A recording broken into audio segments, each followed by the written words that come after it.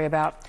All right, new this morning, President Trump's efforts to reshape the nation's trade policy have taken a hit after a federal appeals court ruled that most of his sweeping global tariffs are unlawful. However, the ruling will not take effect until at least October 14th. Now, that gives the Trump administration time to file an appeal with the Supreme Court.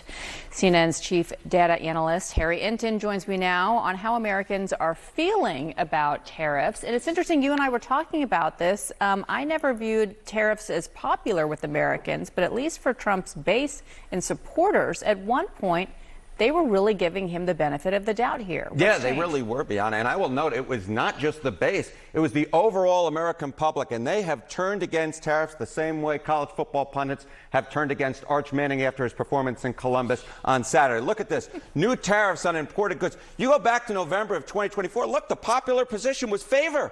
They favored new tariffs on imported goods. 52%, 48% opposed. You go to this side of the ledger. Look at that. The opposition up like a rocket. We're talking about 60% opposing new tariffs compared to just 40% who favored. So it was majority favor back when Trump was reelected in November of 2024. Now it's a clear 3 in 5 Americans oppose it. The Americans have gotten a taste of the tariffs and they spit it right out. So is the taste paying more? I mean, because that's how economists have always described this, as actually a tax on consumers. Yes, it's exactly right. Why is the opposition up like a rocket? Well, it all comes down to money out of the pocketbook, right? Impact of tariffs on prices. Look at this in the short term. 77% of Americans now agree they raised prices in the short term. Look at this itty bitty number at the bottom. That's 1, 2, 3, 4. When you can count it on your own hand, you know it's a small percentage. Just 4% of Americans believe that in the short term, tariffs decrease prices. Long term, look, this has long been the Donald Trump argument, right?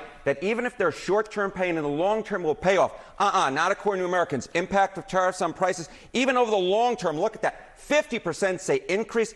Just 25%, just half the level, say decrease. And while 25% in this particular case is better than 4%, 25% is way less than 50% of Americans who say that, in fact, prices will increase over the long term because of tariffs. Can you do me a favor and go find who the 4% are? I will go ahead. I will do some on-the-street reporting. I'm sure I can go out to Times Square and see what I can find out there. Okay, but in all seriousness, from the tariff policy to the trade policy, how is it impacting Trump's overall approval? Right, okay. If this was happening in a bubble, right, and it was, okay, I don't like tariffs, but it isn't impacting my overall view of Trump, I think Trump would be like, forget about it, doesn't matter. But this is why the political implications are so important, because Fox News literally asked, what's the top reason that Trump's doing a bad job? What ranks as number one? The economy, and tariffs ranks as number one. The number one reason why those who disapprove of Trump think he's doing a bad job, it comes right back to tariffs. The bottom line is this: when prices go up, presidential approval ratings go down, and that's exactly what we are seeing in the polling Perhaps data. This was the deflection that Ron Brownstein was talking about in a segment in the last hour about the increase in these ICE raids, because they're deflecting from something the president is not happy about.